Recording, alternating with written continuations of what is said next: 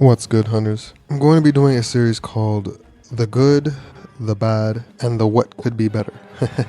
Basically, I'm going to be talking about things I like from each monster, things I hate from each monster, and things that could probably be improved with each monster. These videos won't be longer than 10 minutes, and you don't even really have to watch. All you gotta do is listen, because I'm just going to be talking, to be honest. The gameplay that you'll see, if you do decide to watch, will be me beating up the monster, and the monsters will be in their peak form, so it'll be arc tempered, just tempered in general, 5-star diamonds. But yeah, that's basically what I'm deciding to do now, because Gogmazios isn't coming for another month or so why not just make these random miscellaneous videos, I guess. Anyways, without further ado, let's start with Chatacabra. Okay, so for Chatacabra, the good. It's the only amphibian large monster species in the game right now, which that kind of makes him unique in his own right. It's pretty awesome for an early game monster to be that unique, even if it's nothing too special. He's the only one of his kind so far. Its ecology is pretty neat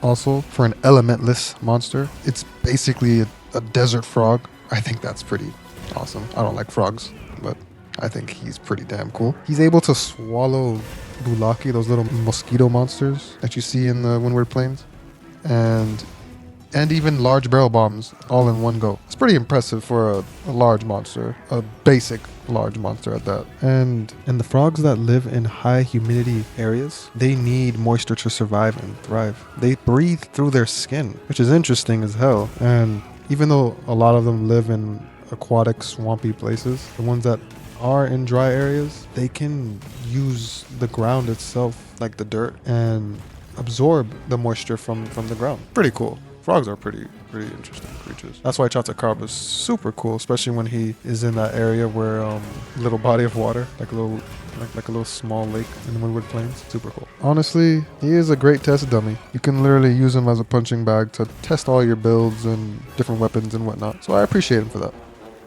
Okay, so for the bad, not too much, but just my gripe.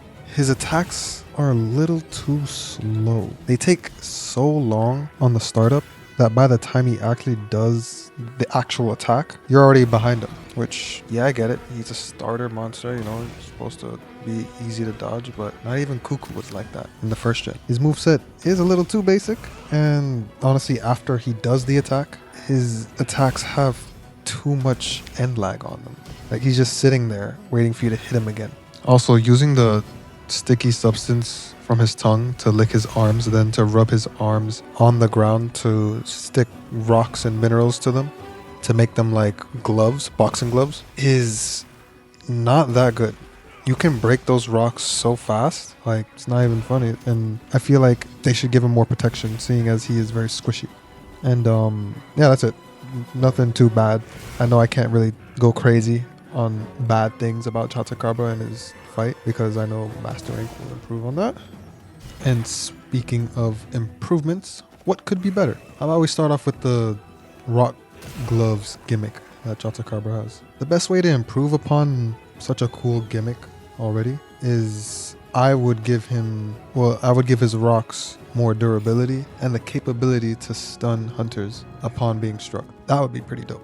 Also, give his attacks less wind-up and less end lag. Just that alone would make him such a lethal and dangerous desert frog.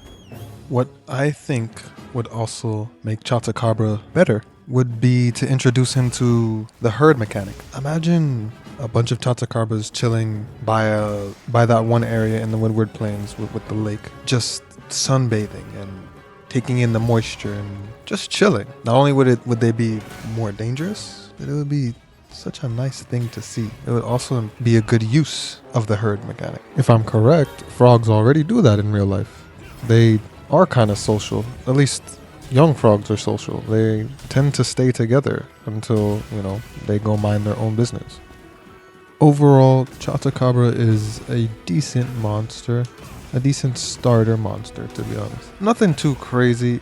He doesn't really teach you anything, not like how Cuckoo did in the first gen, but he's solid. He's a monster I would honestly welcome back into another game. I think his ecology is cool. I think his coloration is awesome. I think Chatacabra in general is just decent. And I don't think as a starter monster you need to be more than decent. And that's all I got for Chatacabra. If you did like the video, please like and subscribe, just so you can get those notifications for the next good, bad, and what could be better monster series. The next monster, hint hint, will be Balahara. Not much of a hint because I just told you.